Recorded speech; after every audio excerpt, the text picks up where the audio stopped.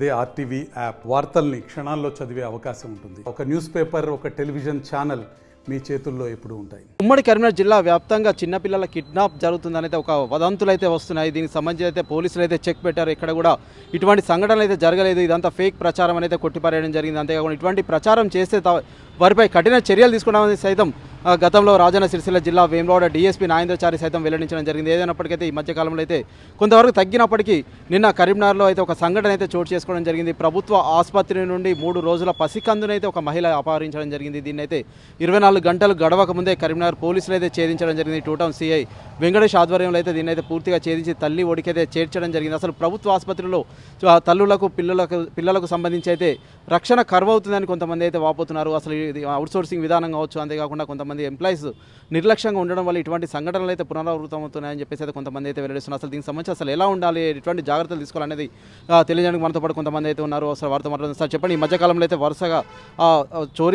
వరుస కిడ్నాప్లు అవుతున్నాయి అనేది కొంత ప్రచారం అయితే జరిగింది. బట్ ఏదైనప్పటికీ అది అంతే కాదని కొట్టిపాడేం జరిగింది. నిన్నైతే కరీంనగర్లో ఒక చిన్నారిని అయితే 3 రోజుల చిన్నారిని అయితే అపహరించడం జరిగింది. ఒరిస్సాకు చెందిన కుటుంబం అయితే ఇక్కడ బావుపేటలో అయితే వారు నివాసం ఉంటున్నారు. డెలివరీ నిమిత్తం అయితే ప్రభుత్వ ఆసుపత్రికి అయితే వెళ్ళడం జరిగింది. అక్కడికి వెళ్ళిన పాపాయి 3 రోజుల పాపాయిని అయితే ఒక మహిళ ఎత్తుకెళ్ళడం జరిగింది. అసలు ప్రభుత్వ ఆసుపత్రిలో ఎలా ఉందంటారు, అంటే ఇంకా ఎలా ఉంటే బాగుంటుంది సార్?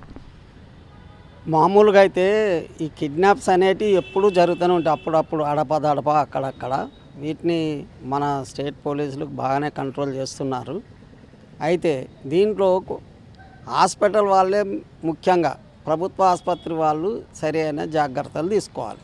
ఎవరి ఎంట్రన్స్లో కానీ కొత్త వాళ్లకు ప్రవేశం లేకుండా వచ్చిన వాళ్లకు సీసీ కెమెరాలు అదేగా అయ్యేటట్టు చూసి ఇలాంటి జాగ్రత్తలు తీసుకుంటే ఈ కిడ్నాప్లు జరగకుండా ఉంటాయి. ఓకే, అంటే మామూలుగా ఏంటంటే పాస్ సిస్టమ్స్ అయితే పెడుతున్నారు, పాసులు అయితే ఇస్తున్నారు. అయినప్పటికీ సైతం ఏంటంటే కొంత అవుట్సోర్సింగ్ ఉద్యోగులను సైతం పెట్టడం జరిగింది. అంటే పర్మనెంట్ ఉద్యోగులు కాకుండా అవుట్సోర్సింగ్ ఉద్యోగులను పెట్టడం జరిగింది. వారు సైతం ఏంటంటే కొంత ప్రచారం అయితే సాగుతుంది. ఎంతో కొంత తీసుకొని అయితే ఇష్టం ఉన్న వాళ్ళని అయితే లోపలికి పంపిస్తున్నారు అనేది ఒక భావన అయితే ఉంది కదా. దానికి సంబంధించి అంటే ఎలా ఉంటే బాగుంటుంది అంటారు? ఇంకా ఈ అవుట్సోర్సింగ్ వాళ్ళని పెట్టిన వారి యొక్క ఆధార్ కార్డులు కానీ వారి సర్టిఫికెట్స్ కానీ ఈ యాజమాన్యం దగ్గర ఉండాలి.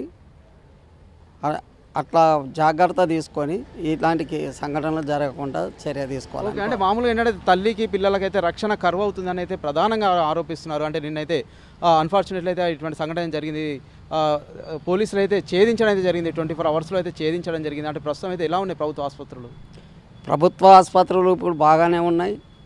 కాకపోతే ఈ కిడ్నాప్స్ అనేటివి జరగకుండా మరింత చర్యలు తీసుకోవాలని కోరుతున్నాం. ఓకే, ప్రస్తుతం అయితే మనమైతే చూస్తున్నాం. ఏదైనప్పటికైతే ఇటువంటి చర్యలు జరగకుండా తీసుకోవాలని అయితే వీరైతే వెల్లడిస్తున్నారు. అంటే ప్రస్తుతం అయితే ప్రభుత్వ ఆసుపత్రులకు సంబంధించి అయితే అవుట్సోర్సింగ్ విధానం వల్ల అయితే కొంతవరకు ప్రైవేట్ వ్యక్తులు అయితే ఉద్యోగాలు అయితే చేస్తున్నారు. వారైతే ఎంతో కొంత ఆశించి అయితే ఇతరులను అయితే లోపలికైతే పంపిస్తున్న పరిస్థితి అయితే నెలకొంది. ఏదైనప్పటికైతే ఇటువంటి సంఘటన అయితే పునరావృతం కాకుండా ఉండాలని అయితే పలువురు కోరుకుంటున్న పరిస్థితి అయితే మనం చూస్తున్నాం.